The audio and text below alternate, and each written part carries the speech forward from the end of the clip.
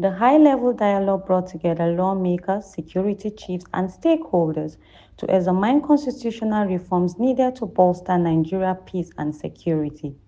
The focus is crafting solid recommendations for proposed bills aimed at strengthening the country's security institutions.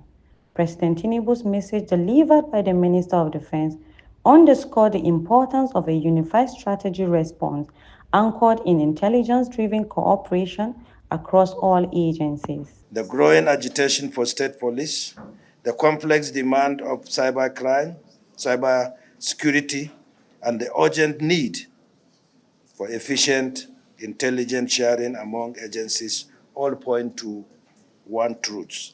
Our constitutional framework must evolve or risks becoming a danger to the very unity it was meant to protect.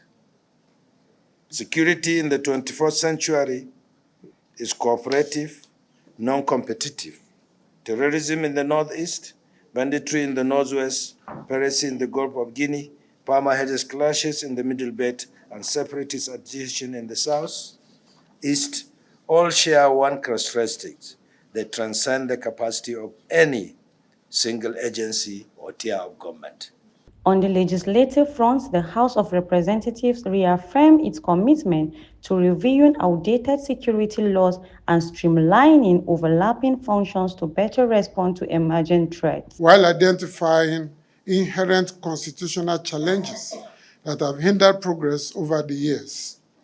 This dialogue is therefore intended to deepen discussions on the constitutional review by focusing on how best to achieve comprehensive security and policing reforms, improve cooperation and coordination between security agencies, enhance border security for national and regional stability, as well as make inputs into proposed security-related bills, including the bill that seeks to establish state police.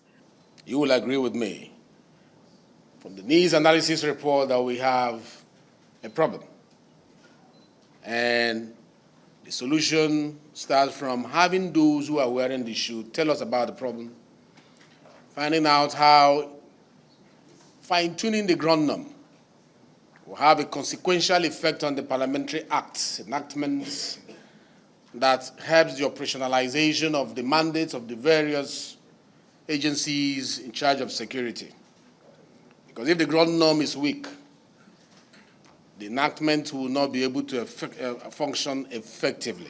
Stakeholders at the forum stressed that security is not the government's responsibility alone and advocated for greater citizens' engagement in intelligence gathering and support for security agencies. The issue is that we have some of the most brilliant people in our DSS.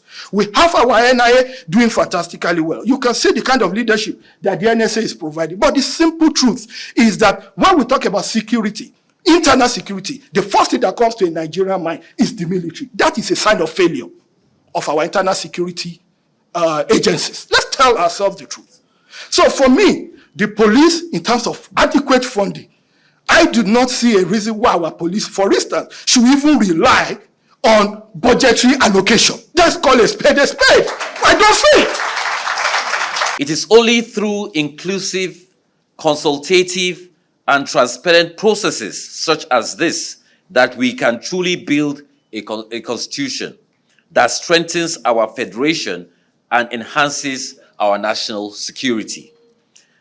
As you engage in today's deliberations, I urge you to consider how constitutional reform can support more effective governance, improve accountability, decentralize service delivery, and foster the kind of resilient institutions that can withstand both internal and external threats. The dialogue aims in building collaborative framework for interagencies coordination with an eye on strengthening border security, improving regional stability, and deepening local community involvement.